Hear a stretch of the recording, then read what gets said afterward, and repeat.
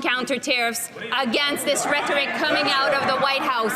But you know what, Mr. Speaker, our strategy has been working. There's only 2 countries on earth that have put counter tariffs against tariffs by the Americans, China and us. What? Gang, what's up? Oh my God, Melanie Joly freaked out in Parliament today. She just said that. She had a total meltdown. We make fun of Melanie on here all the time, like zipping along. That's fine. You tell me what you think. Leave it in the comments. Make some jokes. But she is totally off or on the rails. I don't know. Let's take a peek. There's a lot of other interesting moments that we're going to put at the end. Some funny things that happen in question period. Come and hang out. We cover it every day. It's wild. We have a new House Speaker who seems like a big improvement over Greg Fergus, our man Frank the Tank. He lets it flow. Anyways, Melanie Joly is on or off the rails. Let me know. You guys take a peek at this. Melanie Joly in China, right? What a weird thing to say. Oh, yeah. Member for Dufferin-Caledon. It doesn't matter which Liberal stands up to answer a question in this Parliament or last Parliament. They just actually never answer a question, Mr. Speaker. And it's not complicated. Elbows up was dollar for dollar tariffs. Has the Prime Minister already broken his promise to steelworkers, or was elbows up simply just fake news? And now we're facing the Trump tariffs, and steelworkers from coast to coast to coast are in serious jeopardy of losing their jobs. It's a simple question. How much money from these quote-unquote elbows-up tariffs have they generated? Good question. The Honourable Minister of Industry. There's a lot of anxiety across the country, particularly when it comes to the steel and aluminum sectors. That's why over the weekend I've been in contact with industry leaders as well as union leaders, and we will continue to make sure that we protect their jobs. In order to be in solution mode, Mr. Speaker, we will make sure that Canadian steel and aluminum is used in our major infrastructure projects. That is why steel workers have said over the weekend, at a time where our steel and aluminum sectors are being hit by massive U.S. tariffs, this is the kind of leadership we've been demanding, and it has delivered. The Honourable Member for Kildonan St. Paul. To be clear, the Prime Minister promised elbows up against U.S. tariffs. He promised dollar for dollar counter tariffs. He promised it would generate $20 billion in revenue, but he broke those promises. He secretly dropped counter tariffs to effectively zero. He stopped fighting back against President Trump pretty early on, and now Trump is threatening to double tariffs on Canadian steel to 50%, a direct attack against our workers, their livelihoods, and the Canadian economy. So if the Prime Minister really is elbows up, if he's really fighting back, can he tell our steelworkers how many dollars have been collected in counter tariff revenue from the U.S.? How many dollars? What's the number, Mr. Speaker? The Honourable Minister of Industry. Thank you, Mr. Speaker. I would like to thank my colleague and congratulate her for the fact that she will be now my critic. So good news, looking forward to working with her. Indeed, the comments coming out of the White House are preoccupying. That being said, no executive order has been signed yet. So we take these comments very seriously, but we are working on all scenarios. That's why the Prime Minister is in Saskatoon meeting with the premiers of the provinces and territories. And that's also why we will make sure that we execute our plan, fight, protect, and build. Thank you. The Honourable Member for Kildonan St. Paul. I did hear a dollar amount on revenue from those counter tariffs, so we can assume it's effectively zero. And if the steel tariffs weren't bad enough, the Prime Minister is determined to keep the industrial carbon tax on our steel production, driving up the cost of steel production here at home, which perhaps is really no surprise given the Prime Minister said he claimed that Canadians don't even use that much steel, as if we don't use dishwashers and fridges and cars and pots and pans and baby strollers and housing infrastructure, all of which are made with steel, Mr. Speaker. So how can the Prime Minister claim to be elbows up for workers and fighting for affordability while keeping a punishing carbon tax on our Canadian steel producers? The Honourable Minister of Finance and National Revenue. We'll take no lesson from the Conservatives, Mr. Speaker. Oh, yeah. FPC is a little chihuahua. That's one of his favorite go-to lines. We will take no lessons from these Conservatives. Obviously, you're sending Melanie Joly back in there, strung out, saying ridiculous things. It's crazy. This stuff continues. Oh, and so you know, we've got Larry Brock at the end here. We'll show some Larry. It's fun. He is grilling them. Anyways, Melanie Joly for now. She keeps talking. Mr. Speaker, the Prime Minister promised elbows up, promising dollar-for-dollar tariffs on the U.S. and claimed he would collect $20 billion. The Prime Minister broke down that promise, giving Canadian steel and auto workers an elbow in the ribs when he dropped tariffs on the U.S. to effectively zero. Now President Trump is threatening to double tariffs on Canadian steel to 50%, attacking Canadian workers, their jobs, their livelihoods, and our industry. Can the Prime Minister tell us how much he has actually collected from tariffs, and so far, how is he going to help secure jobs in Windsor? The Honourable Minister of Industry. Only we will make sure that Canadian steel and aluminum is in our major projects, but we will make sure that all the investments we're putting in defense are to create jobs, which will have an impact on the steel and aluminum sector.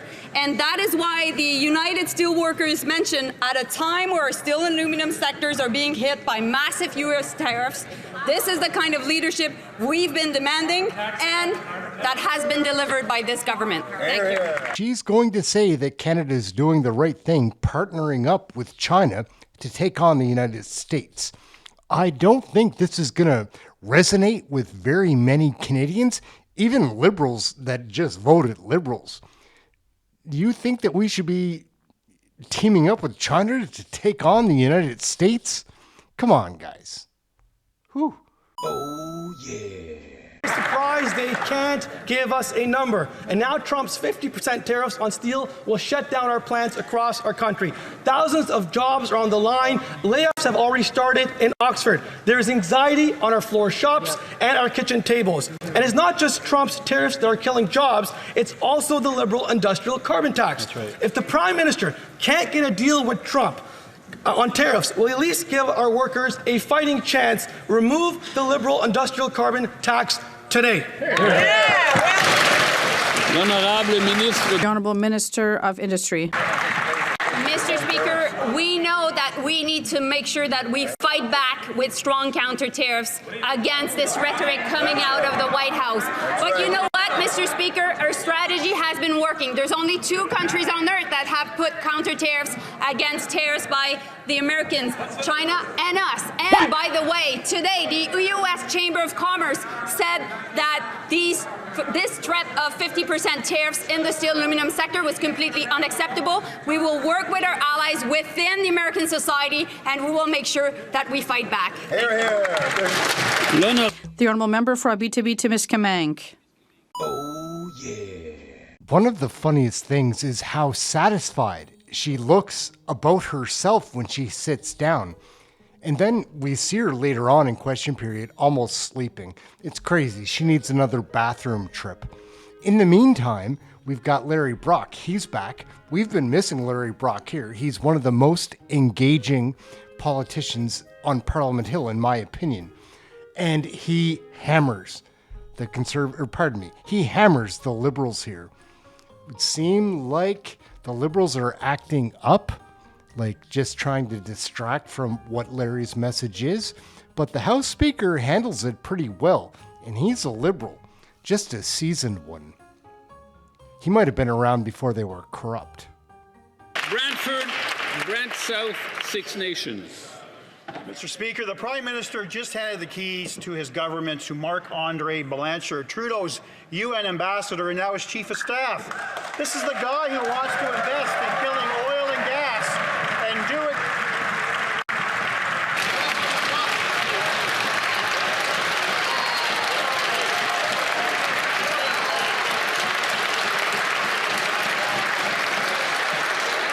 Would the member like to rewind a bit and to... Sure. Thank you.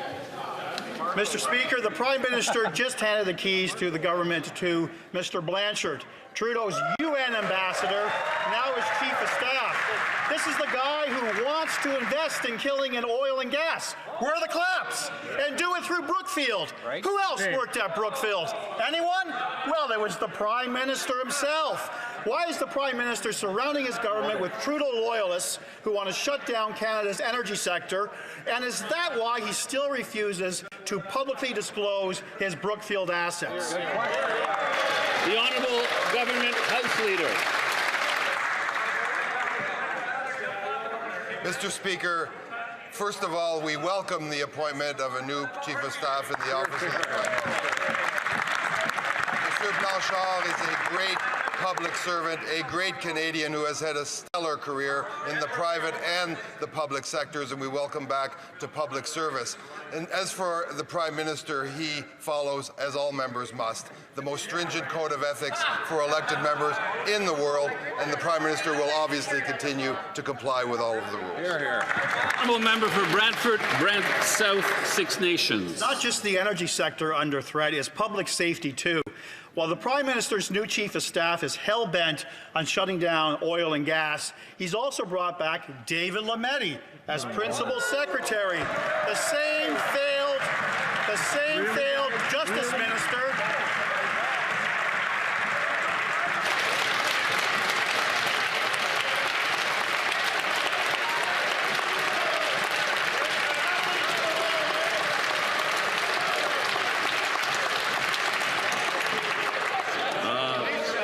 If the member can start from the top on that. Lacking incompetence, the same minister that they fired. This is the same minister who gutted bail and pushed soft on crime bills like Bill C-5 and C-75 that they all voted for. Laws that helped unleash chaos on our streets, drive violent crime up 50%. Is the Prime Minister really doubling down on the same Trudeau insiders who always put criminals over that of community safety? The Honourable Government House Leader.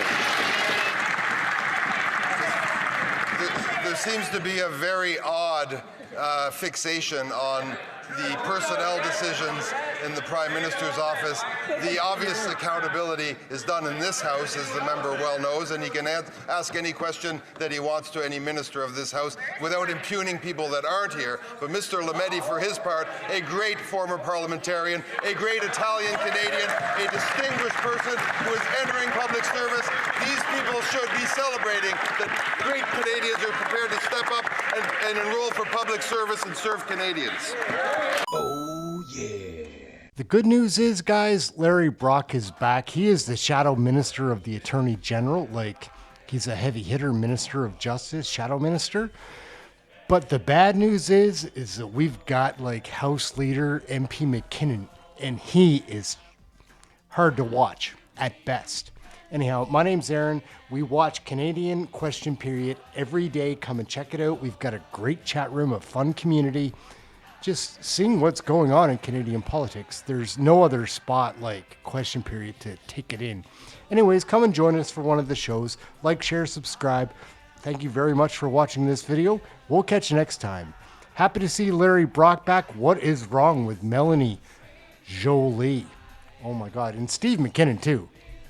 FPC, telling you, it's pretty entertaining to watch Question Period. Like, if you don't take it too seriously, it's heartbreaking if you take it seriously. We'll catch you next video, guys. Thank you for watching, gang.